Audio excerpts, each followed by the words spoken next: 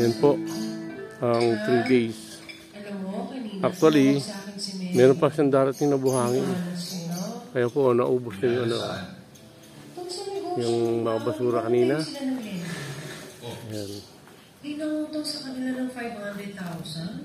Tapos ang sinisingil na nila, hindi na nila makagila. Ay sila naman, tiwala. Kasi dati nangaram na yun ng 200,000 para sa negosyo. Nakabayad naman agad. Aktibo sa simbahan. Maayos na usap, mabait. Tapos ng 500K na. Tapos magbayad ng unang-unang. Nawala nang bigla. Nagtago na. Yun ang napapala nila. Alam naman nilang bawal yung pinasok nilang 5,656. Ginawa pa nila. Makuha nila hinahanap. Hindi magliligpit na yung kayo na namin yung isang hollow block. Tapos ito.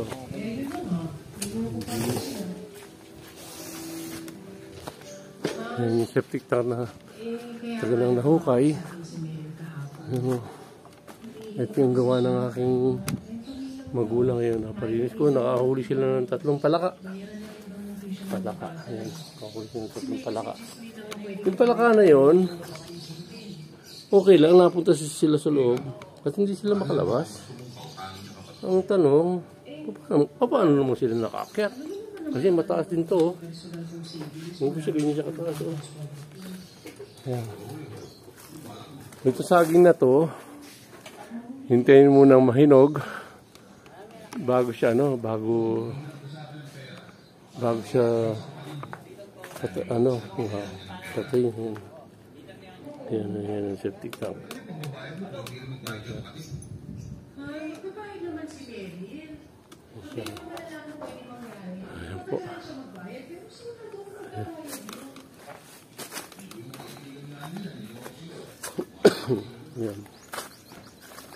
Yan. Ito yung iniwan ko last year. Naputol nila kasi akala nila damong. Akala naman nung pamangkin ko namatay dahil sa baha. Hindi po. Ayan. Itong chiko na ito. Hintayin mo nang mahinog. Ayan. Laki ng bunga.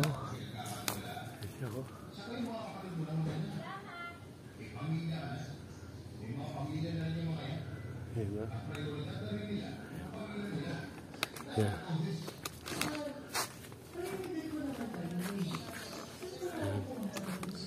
Meron ako tanim na dyan.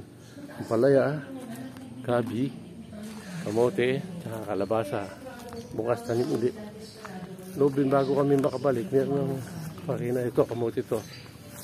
Nilagay ko muna para tinda ko ito sa pader. Dahil pag pipinturahan namin yung pader, ayan.